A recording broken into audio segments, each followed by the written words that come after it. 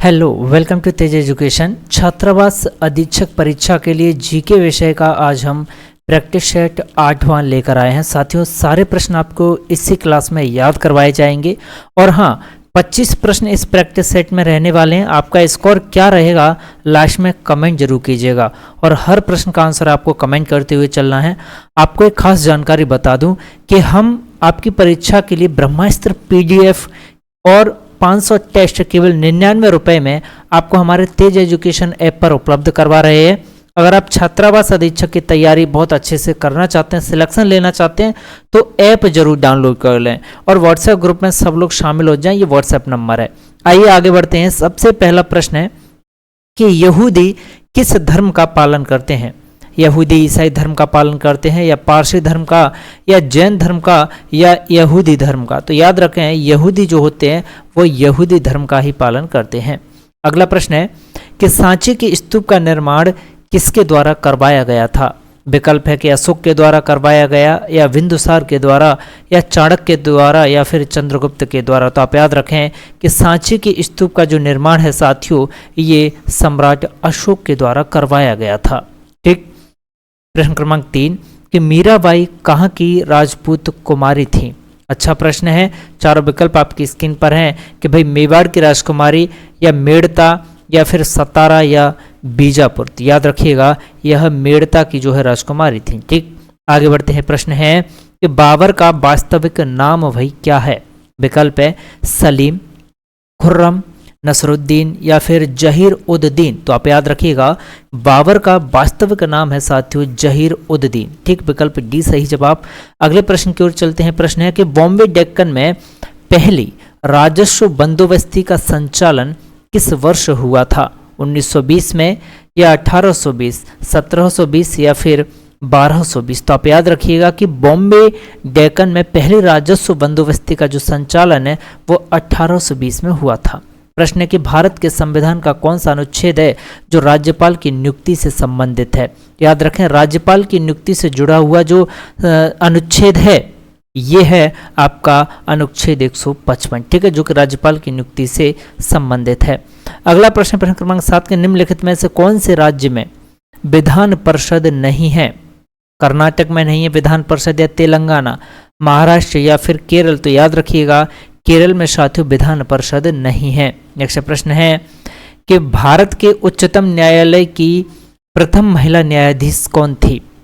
भारत के उच्चतम न्यायालय की पहली महिला न्यायाधीश की बात हो रही है। विकल्प है इंदिरा बनर्जी या फिर भानुमति या फिर फातिमा बीबी या फिर सुजाता मनोहर। तो आप याद रखिएगा पहली महिला न्यायाधीश वो भी भारत के उच्चतम न्यायालय की रही एम फातिमा बीबी। अगला प्रश्न है कि राज्य चुनाव आयुक्त की नियुक्ति किसके द्वारा की जाती है? कौन नियुक्ति करता है राज्य चुनाव आयुक्त की? अच्छा प्रश्न। तो आप याद रखिएगा कि मुख्यमंत्री बिल्कुल नहीं, जो लोग बता रहे हो गलत है। राष्ट्रपति बिल्कुल नहीं, मुख्य चुनाव आयुक्त नहीं। तो कौन करता है चुनाव आयुक्त की नियुक्ति साथियों? राज्यपाल के द्वारा ये की जाती है। अगला प्रश्न है कि भारतीय योजना आयोग का गठन कौन से साल में हुआ था? तो याद रखें भारतीय योजना आयोग का गठन साथियों किया गया वर्ष 1950 में। ठीक है, कब किया गया? 1950 में भारतीय योजना आयोग। प्रश्न है कि निम्नलिखित में बृहस्पति का चंद्रमा कौन सा नहीं है? विकल्प है आयो, टाइटन, यूरोपा या फिर गैनीमेड। तो आप याद रखें टाइटन जो है बृहस्पति का चंद्रमा नहीं है। नेक्स्ट प्रश्न है प्लूटो ग्रह की खोज किसने की थी? अच्छा प्रश्न है। विकल्प है कि जॉन एडम्स ने की या जोहान गाले ने या विलियम हर्शेल ने या फिर क्लाइड टॉम वाग ने? तो आप याद रखें कि प्लूटो ग्रह की जो खोज है ये साथियों की क्लाइड टॉम वाग ने। ठीक, विकल्प डी सही जवाब है।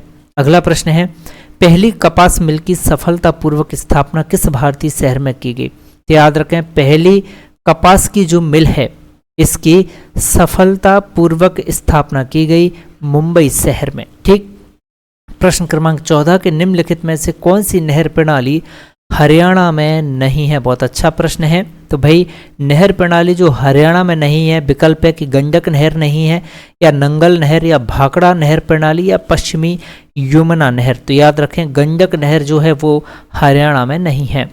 प्रश्न है कि भारत के इनमें से किस रेलवे स्टेशन पर प्लेटफॉर्मों की संख्या सर्वाधिक है? तो ऐसा रेलवे स्टेशन जिस पर प्लेटफॉर्म की संख्या सर्वाधिक है वो है आपका हावड़ा जंक्शन। ठीक, विकल्प सी सही जवाब है।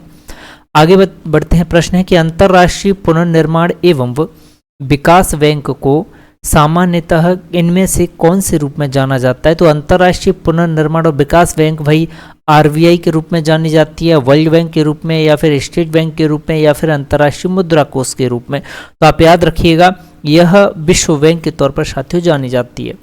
प्रश्न है कि इनमें से कौन सी महारत्न दर्जा प्राप्त कंपनी नहीं है? तो याद रखें MTNL। ठीक है, विकल्प ए सही जवाब है।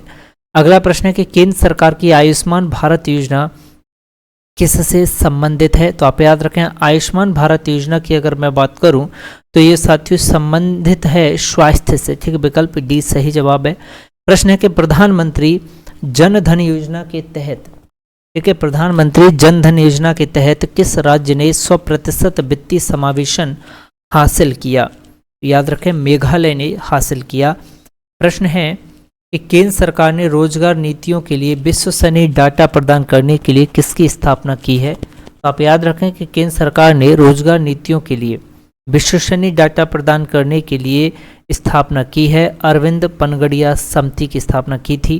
प्रश्न है कि मध्य प्रदेश में पांडव गुफाएं कहाँ पर हैं? तो याद रखें मध्य प्रदेश में पांडव गुफाएं हैं पचमढ़ी में। प्रश्न क्रमांक 22 है कि मध्य प्रदेश के पूर्वी क्षेत्र में निवासरत मुख्य जनजाति वही कौन सी है? आप याद रखिएगा कि मध्य प्रदेश के पूर्वी क्षेत्र में निवासरत मुख्य जनजाति है वैगा जनजाति।